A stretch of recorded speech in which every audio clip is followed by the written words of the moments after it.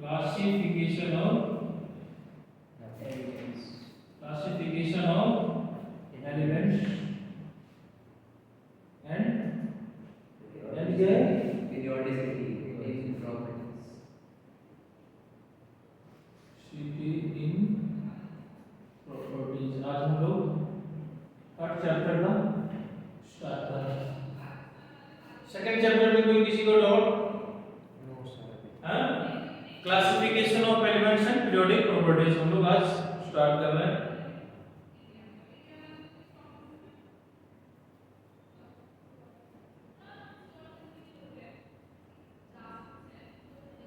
उनको उसमें क्या बोलते हैं, एनालिसिस में कोई डाउट सेकंड चैप्टर में डाउट पूछ सकते हो? सर बोला हाँ, था वो क्वेश्चन। दो कॉन्सेप्ट थे, एक तो फ्रीक्वेंसी ऑफ रिवोल्यूशन और टाइम पीरियड।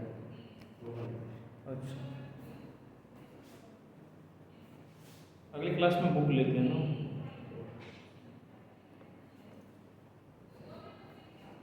ठीक है, classification of elements and periodicity in properties. हम एलिमेंट्स को क्लासिफाई क्यों करते हैं? Why do we need to classify the elements? पहला क्वेश्चन है ना, why do we need to classify the elements?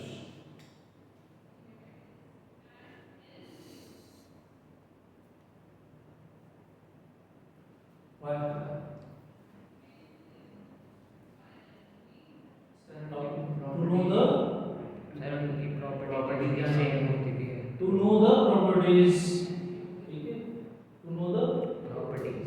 हम एक क्लासिफिकेशन करने से क्या करते हैं, हम किसी सिमिलर ग्रुप में सिमिलर पीरियोडिक टेबल के एलिमेंट को एक ग्रुप या एक पीरियड में रख देते हैं तो सिमिलर उसकी प्रॉपर्टीज का पता चल जाता है। यदि मैं इंडिविजुअल पढ़ते जाऊं एक एक एलिमेंट का तो क्या होगा, वो डिफिकल्ट टास्क। एक एक की प्रॉपर्टी याद रखना, एक की मेल्टिंग पॉइंट, बॉइलिंग पॉइंट, ये सब याद रखना क्या है, डिफिकल्ट है, स्टडी करना डिफिकल्ट है। तो हम उसको क्या करते हैं, क्लासिफाई करते हैं। कितनी अभी तक पीरियोडिक एलिमेंट की खोज हुई? अप्रॉक्स 120। हमारे पीछे पीरियोडिक टेबल लगा हुआ है, देख सकते हैं। तो पीरियोडिक टेबल को हमने क्या किया, एलिमेंट्स में अरेंजमेंट को बोला, किसको, पीरियोडिक टेबल। ठीक है, periodic table is an arrangement. लिखो, पहला होता है इसमें क्लासिफिकेशन क्यों जरूरत है इसमें, इसी के लिए पीरियोडिक टेबल से हम इसको अरेंज करते हैं। पीरियोडिक टेबल होता क्या है? Periodic table is an arrangement of some known and unknown element in order to get the periodicity in or periodic table is an arrangement of some known and unknown element in order to get the periodicity or a trending in the physical and chemical properties of elements, trending in the physical and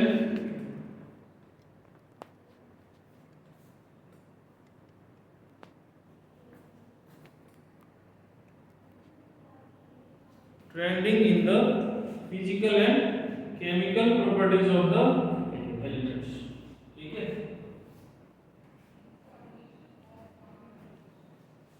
और it is the arrangement of elements or it is the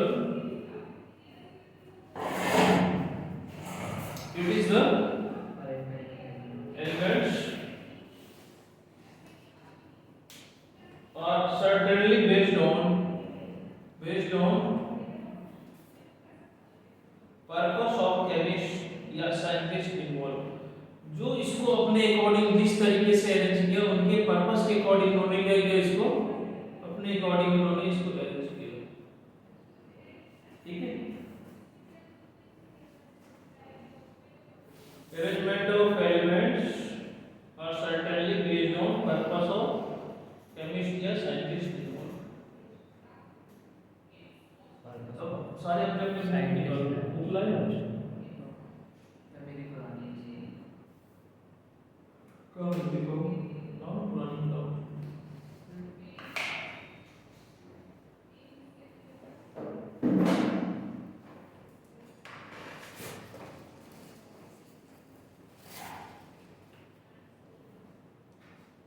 school में भी क्या चल रहा है, क्या आपको पढ़ा है?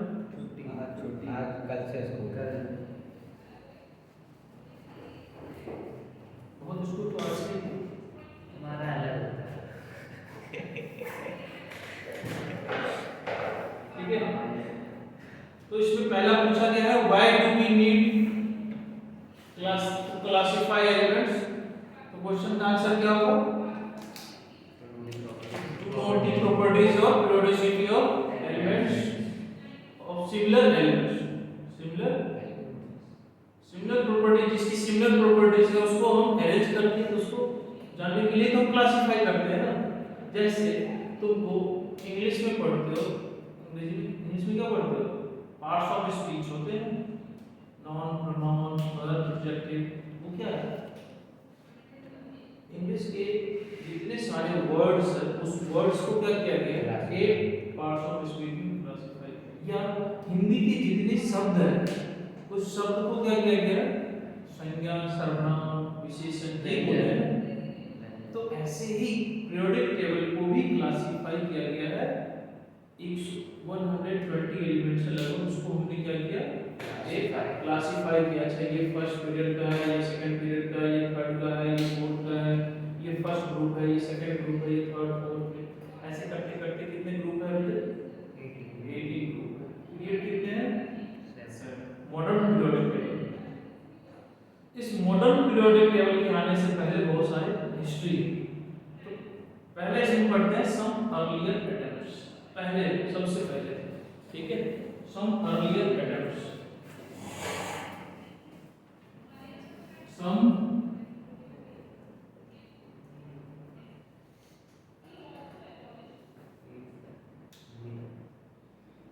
कुछ पहले का अटेम्प्ट्स।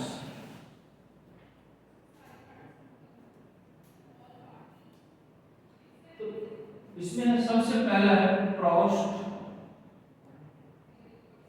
हाइपोथेसिस। प्रोस्ट हाइपोथेसिस,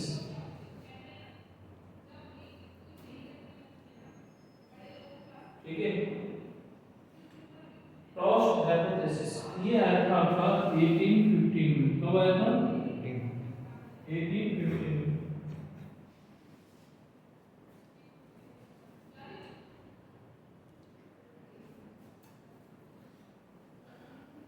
इन्होंने क्या बताया था? Atoms of element are multiple proportion of hydrogen atom, ठीक है। Atoms of element are multiple are क्या लिखे? मल्टीपल proportions of hydrogen, ठीक है, समझ गए? जैसे हाइड्रोजन है, क्या है ये? हाइड्रोजन। तो इसको उन्होंने एक यूनिट क्या माना? 1 यूनिट।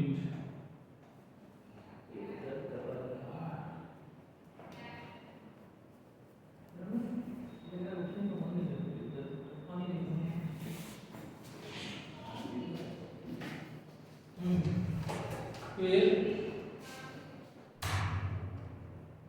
मान लो हमने हीलियम लिया, हाइड्रोजन, ये क्या हो गया? 2 यूनिट। और ये क्या बन गया? हीलियम। ये क्या था? हाइड्रोजन। ऐसे ही जब उन्होंने कार्बन को दिखाया तो कार्बन का एटॉमिक नंबर कितना होता है 6 6 1 2 3 4 5 6 ऐसे करके दिखा दिए तो ये क्या बन गया 6 यूनिट। ठीक है, लेकिन ये ज्यादा दिन तक सक्सेस नहीं होता है। कैसे होगा तुम ही बताओ। अब इसको बनाते जाइए, सेल्स हम उसका नाम ना लिख लो, बहुत सारे हो जाएगा। ठीक है, इस तरीके की क्लासिफिकेशन ज्यादा दिन तक नहीं चली। तो दूसरा क्या आया फिर, सेकंड क्या आया, तो बढ़ता है। हाँ डबल क्या पढ़ते हैं इसको, बोलो जो बढ़ता है DOBER DOBE और क्या लिखा हुआ है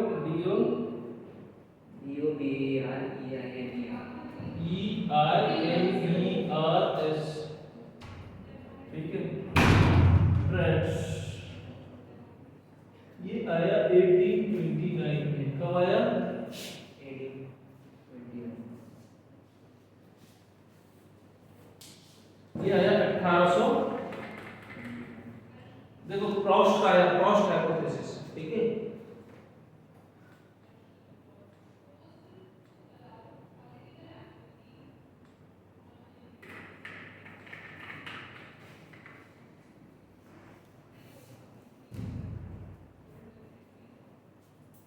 सबसे पहला जो आया वो प्रॉस्ट का हाइपोथेसिस है।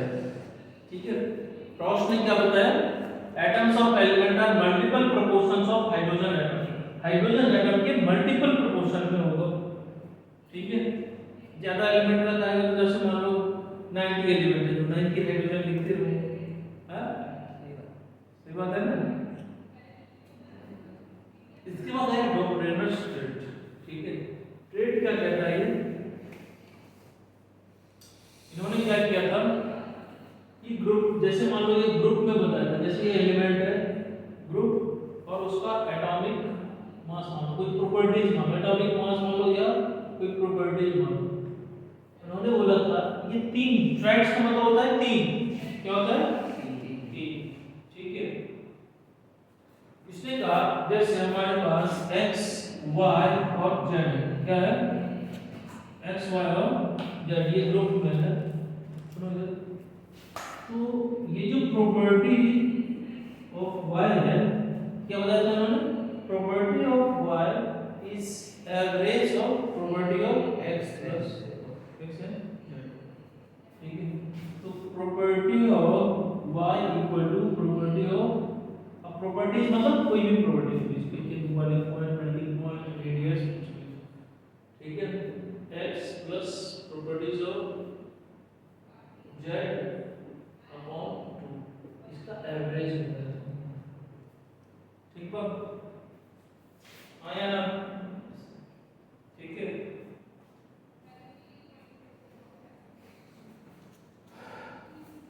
जैसे जनन के बाद क्या होता है,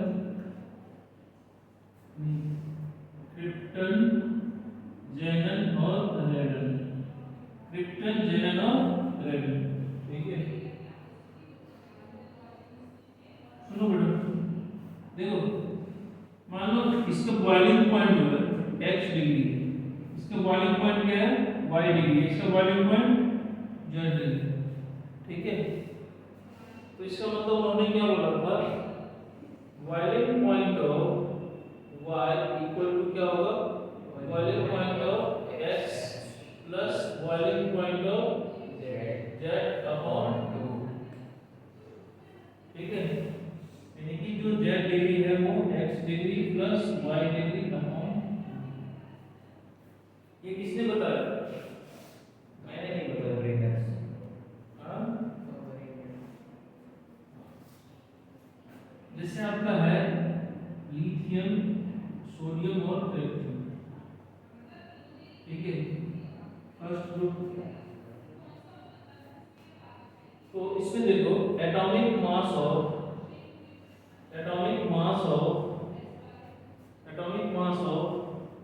sodium, atomic mass of sodium equal to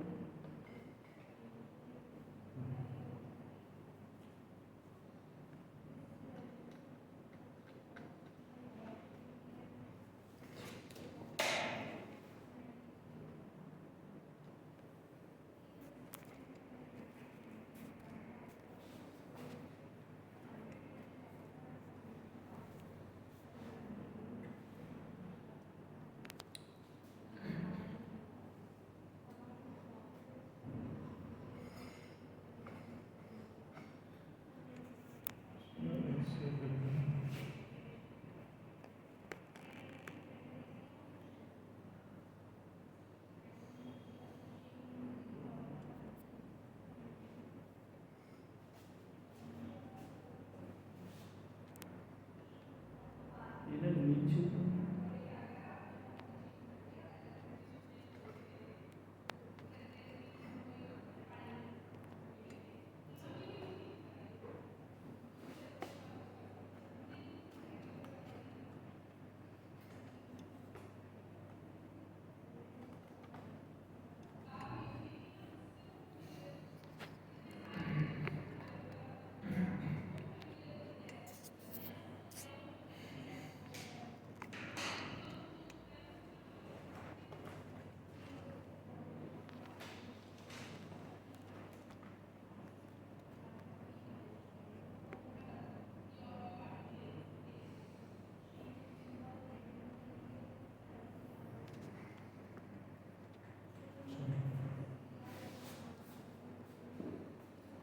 क्या होगा इसका?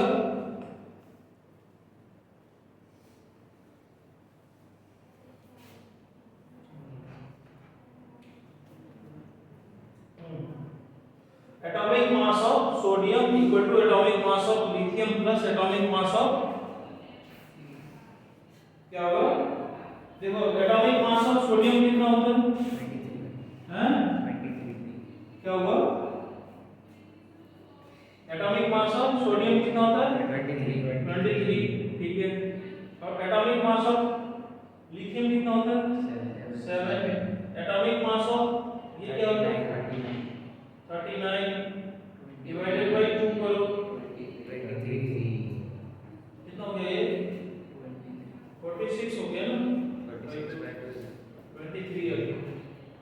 कितना आ गया? 23। इसका मतलब ये क्या है? सही है, ठीक है।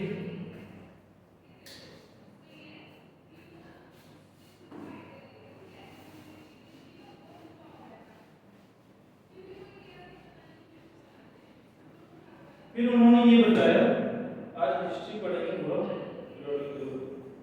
ठीक है। जैसे फ्लोरीन, ब्रोमीन और आयोडीन, इसमें लगाया, ठीक है, और इसमें लगाया। देखो इस केस में यहाँ पे ये थ्रेड फेल हो गया, लेकिन यहाँ पे क्या हो गया? सही हो गया, ठीक है। एक्सेप्शन भी बहुत सारे, ठीक है।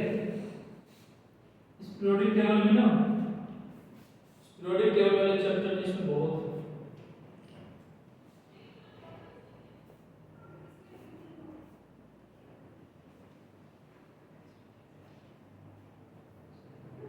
यहाँ क्या हो गया? क्या बोला? बोलो,